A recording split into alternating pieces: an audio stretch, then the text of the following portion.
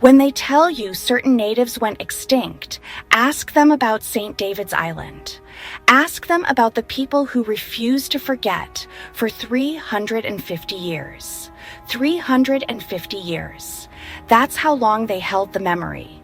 That's how long they kept the ceremonies alive. That's how long they sang in the language the colonizers couldn't understand.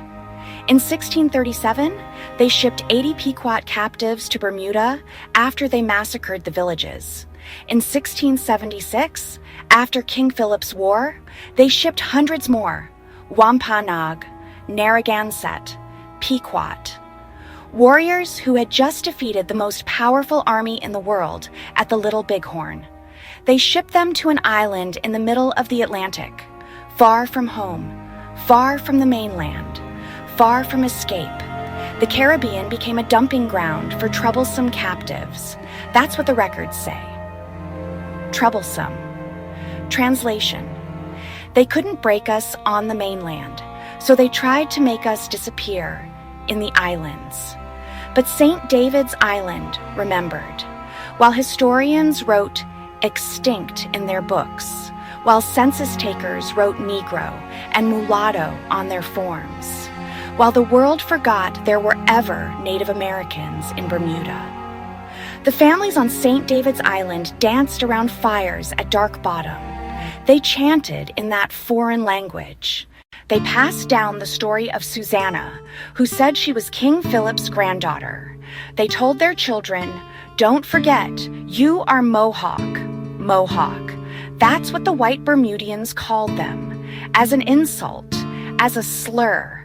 But that slur did something the colonizers never intended. It preserved the knowledge that they were indigenous. The English kept great records, you know. They documented everything. Every slave ship, every purchase, every transaction. Little did they know that 350 years later, we'd read them. Little did they know we'd use their own records to prove they lied when they said we disappeared. In 2001, the St. David's Islanders reached out. After centuries of isolation, they called to the Mashantucket Pequot in Connecticut, to the Mashpee Wampanoag in Massachusetts, to the Narragansett in Rhode Island. They said, "We're still here. We remember. Do you remember us?" And in 2002, when the delegation came from the mainland, when the Pequot and Wampanoag stepped onto St. David's Island, when they saw the faces of the people there, one tribal leader said, "I was struck by how much they looked like us." Not genetically. The DNA tests showed mostly African and European markers, but culturally, in the way they moved, the way they honored the ancestors, the way they remembered. The ancestors recognized each other across 350 years of separation. Because here's what they don't want you to understand. You can't DNA test memory out of existence. You can't measure ceremony in a lab. You can't genocide oral tradition. They mixed us with Africans, with Europeans, with Caribs, the Kalinago. They did it deliberately. They knew that in a few generations, the genetic markers would blend. They knew the census takers could write Negro and claim we vanished.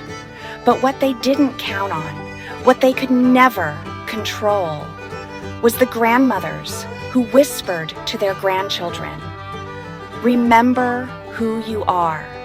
The elders who held ceremonies in secret places.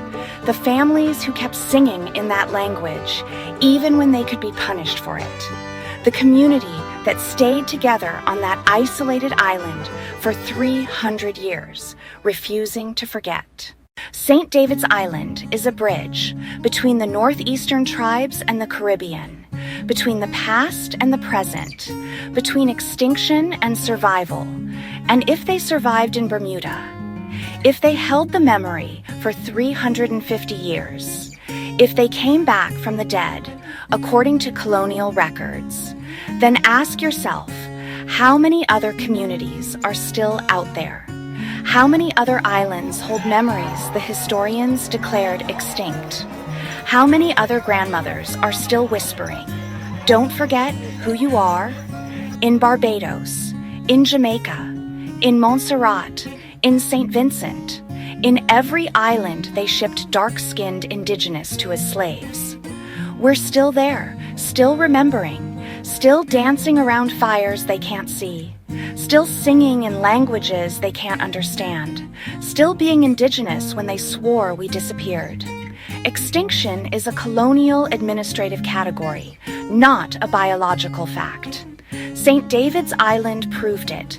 350 years of proof. They were never gone, just really good at surviving. And now, like St. David's in 2001, they're coming out of hiding. We're reading the records. We're reconnecting with separated kin. We're rebuilding the bridges they tried to burn. Because the ones who remembered, they're calling to us now. Across oceans, across centuries, across lies.